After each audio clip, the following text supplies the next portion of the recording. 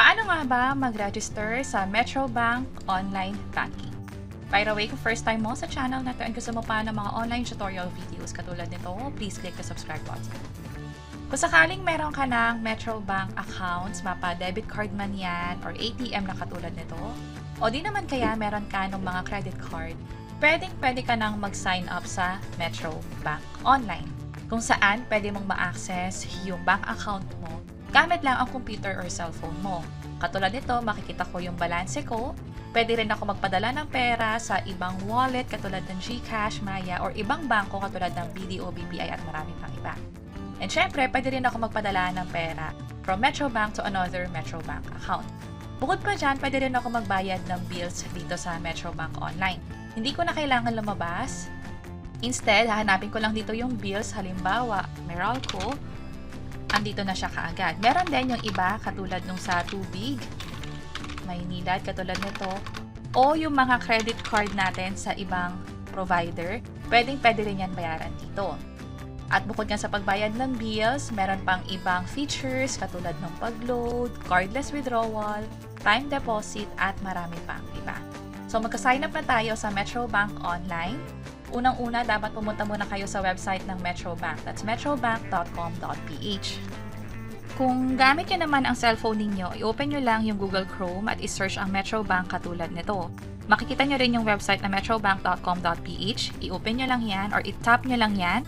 Dito sa 3 lines, pumunta lang sa login na option and then piliin ang Metro Bank Online. Dito naman sa computer ko, meron ding login, Metro Bank Online ang piliin natin.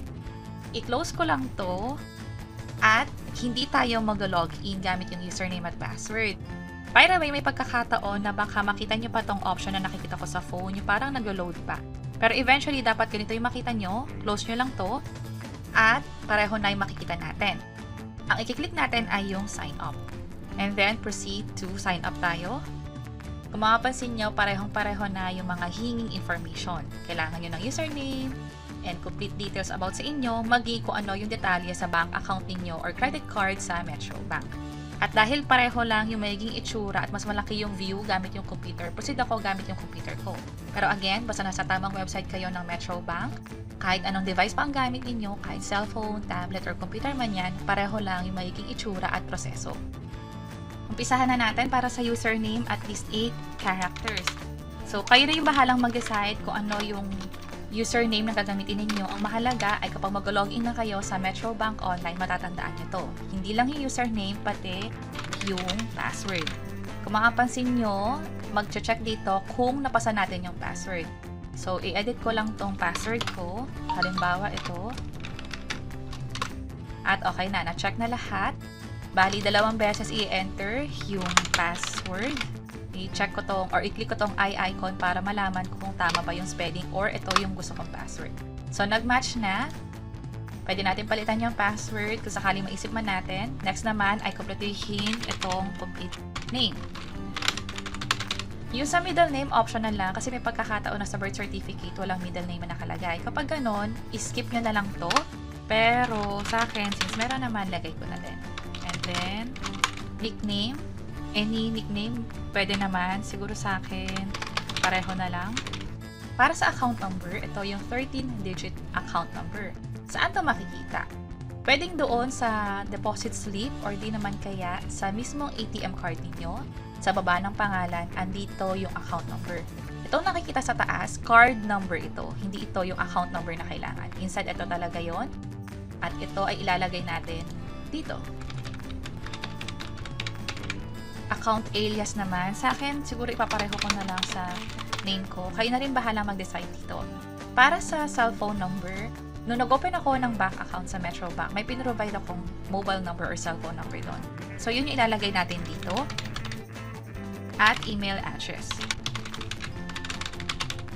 Click ko tong I understand and click next. Kapag nga pala credit card number, ang kailangan nyo i-provide dito ay yung nakikita nyo mismo sa card niyo. Itong card number, yung 16-digit, siyang ilalagay dito. Embossed name, ano yung nakalagay na name dito. Yung din yung ilalagay sa part na to, date of birth ninyo, at same lang, cellphone number, email address na din. Kapag okay na lahat, i-click itong next na button. This time, nasa step 2 na tayo, confirmation. I-double check lahat na nakikita dito, yung username, password, hanggang sa email address. Kapag okay na lahat, pwede na mag-proceed by clicking this next. Pero kapag may kailangang i-edit, i-click lang tong back para i-update yung information na yon. Sa akin, okay na lahat. Click ko na tong next. At verification naman. Matatandaan at provide tayo ng email address kanina. So, magpapadala ng OTP doon sa email na yon na siyang ilalagay natin dito. Ito yung halimbawa ng email na na-receive ko from Metro Bank. So, itong code na to ang i-enter ko na. So, enter ko lang 919619. By the way, kapag naka-receive kayo ng OTP, kayo lang yung dapat na gumamit nun. Wala dapat manghihingi sa inyo nun. Kapag may nanghingi, isipin nyo na ini-scam na kayo kasi kahit taga Metro Bank, kahit taga gobyerno pa yan, wala dapat manghingi ng OTP ninyo. Okay na tayo. So, click ko na tong next na button. Next naman, sa step 4, passcode na. Para saan to? Kung sakaling gagawa tayo ng transaction online, magpapadala ng pera, magbabayad ng bills, hihingan muna kayo ng parang pinaka-password, which is for this case yung passcode niya. Para lang tong PIN sa ATM card kung saan bago tayo mag-withdraw, hihingan muna ng PIN. This time naman, sa online, passcode ang hihingin sa atin. So mag-enter lang ako dito ng passcode ko. Pwede nyo nga palang i-click itong show para makita nyo kung tama ba yung passcode na in-enter ninyo. Kapag okay na, click ko na tong next. At sa last step naman is mobile verification. So, kanina sa email tayo nakakuha, this time sa cellphone number naman. At na-receive ko na nga yung text, so i-enter ko lang siya dito. Proceed na tayo sa next step. At ito na, congratulations, you can now experience meaningful banking. Kung makapansin nyo, dito sa proseso na ginawa natin, online lang talaga na-approve na yung account. Hindi na kailangan pumunta ng ATM para i-approve to. Instead, yung pag-setup lang ng passcode at pag-enter ng OTP na na-receive sa email at sa cellphone number, na-approve na agad yung account. At ganun kadali mag-sign up sa Metro Bank Online Banking. Hindi na kailangan lumabas, instead gamit yung phone mo or computer mo, pwede mo nang magawa yung mga transaction na ginagawa mo dati sa branch, pero this time, online na lang. Sana nakatulong tong video na to at para sa iba't ibang mga tutorial videos kung paano nga ba magpadala ng pera, gamitin yung mobile app para sa pagbayad ng bills, pwede nyo nang i-check yung page or channel namin.